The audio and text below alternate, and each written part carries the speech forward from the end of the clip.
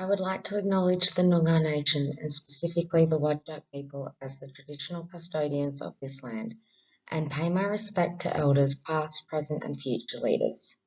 I also extend this acknowledgement to all Aboriginal and Torres Strait Islander peoples living with all of Australia. The 7 seasons of the Kulin Nations. During our lives throughout each year, we recognise 4 standard seasons: summer, autumn, winter and spring. Whilst this is how many of us have always viewed the seasons, the Aboriginal people of the Kulin Nation recognise 7 seasons in their calendar.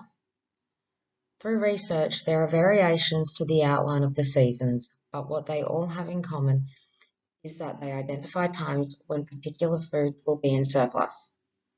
This in turn helped to determine the movement of local Aboriginal people around and sometimes beyond their country to take advantage of various food surpluses.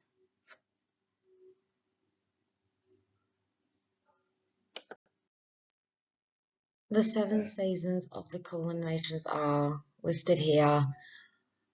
I have listed them all below as to what the seasons' names are, which they represent, and the months that they correlate with in accordance to the Kulin Nation season calendar.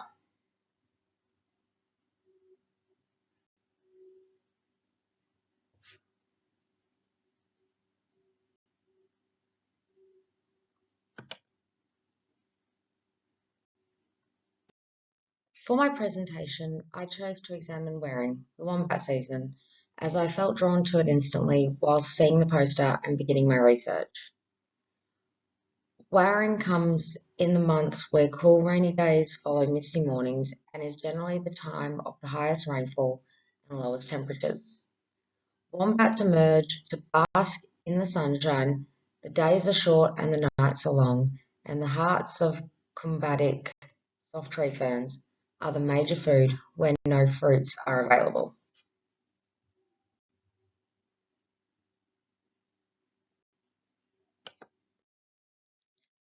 The wombat is a beloved Australian creature, but it is also revered as a powerful totem animal in Indigenous culture. It represents perseverance and determination. The wombat is associated with grounding and finding security in our surroundings, encouraging us to take time to enjoy and appreciate the natural world around us. The wombat's resilience and hard-working nature remind us to keep pushing forward through adversity and always keep our eyes on the prize.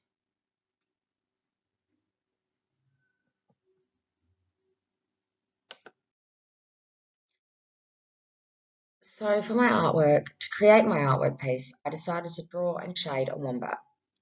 Whilst I love art and the engagement that comes with creating something with one's own hands, I must confess, I'm not that much of an artist.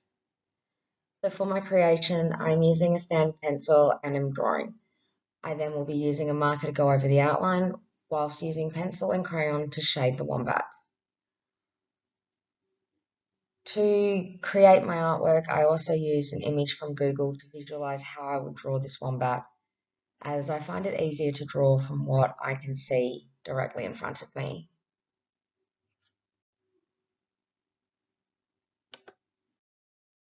So throughout my creation, I made sure I had everything set up, as you can see in the first photo, with the picture of the wombat that I was using for visualization purposes, and then the tools that I would be using throughout my creation. I also have included here a photo after I've done the initial sketch. It took me a few tries to get to this point, and I was really proud of how this turned out. So this here is, as it states, a picture of my first successful sketch. So this is the end result of my artwork.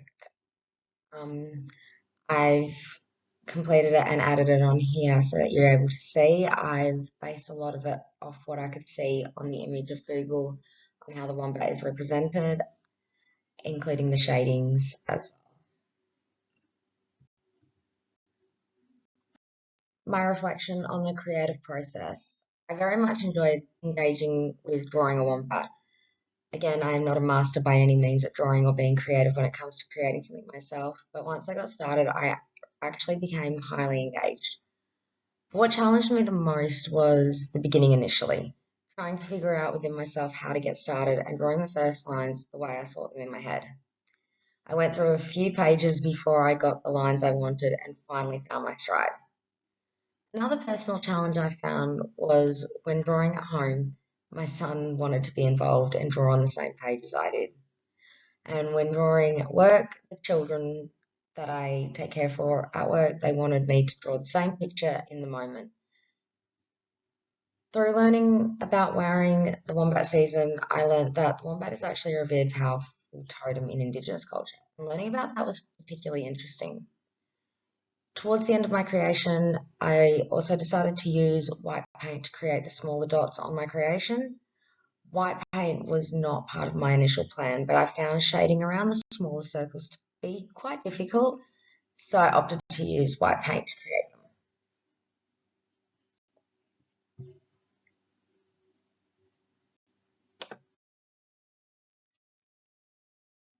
Reflection on the 7 seasons of the Kulin Nations.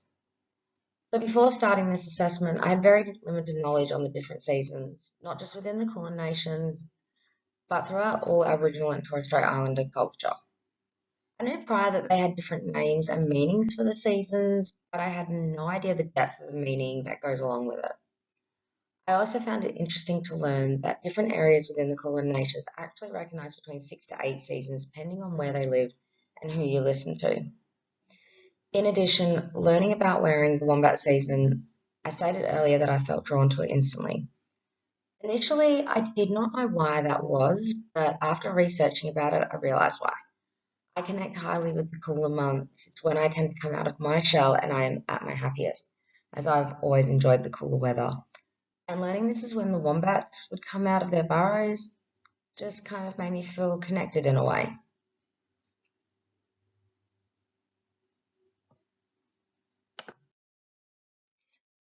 Reflection on engaging in this in an early childhood setting. The children, both at my work and my son at home, were all intrigued with my drawing and wanted to know why I was doing this and began asking questions as to what does the wombat mean? Why did I choose the wombat, etc. And at the end of my drawing, before I began any shading, I actually photocopied my drawing and gave it out to the children. And they engaged in shading and colouring in the wombat in their own ways. And we ended up discussing the meanings behind the wombat and its reference to the 7 seasons of the Kulin Nations. This turned into a spontaneous engagement with the children, beginning to learn about the 7 seasons of the Kulin Nations, as well as learning that creating art in the way I was had a meaning behind it more than just simply, I'm drawing a wombat because I can or I want to. To engage the children further, I plan on printing out a poster of the 7 seasons and introducing it to the children. And since we are close to the beginning of next year, I plan to engage the children to learn about the 7 seasons as they come and teach the children about these seasons using various forms of artwork to encourage the children to further develop meanings behind the art we do in connection to the seasons that we all know.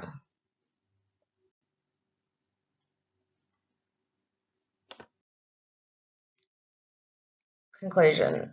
Throughout this assessment, I have learned a lot about the 7 seasons of the Kulin Nations and the meanings behind them, especially wearing the wombat season. I learned that there are connections to these seasons that have existed for many years and generations before me, and these connections within myself, as well as Aboriginal and Torres Strait Islanders, still run true and exist within the world, and would love for the children I teach to grow up knowing the importance, value, and connections of these seasons.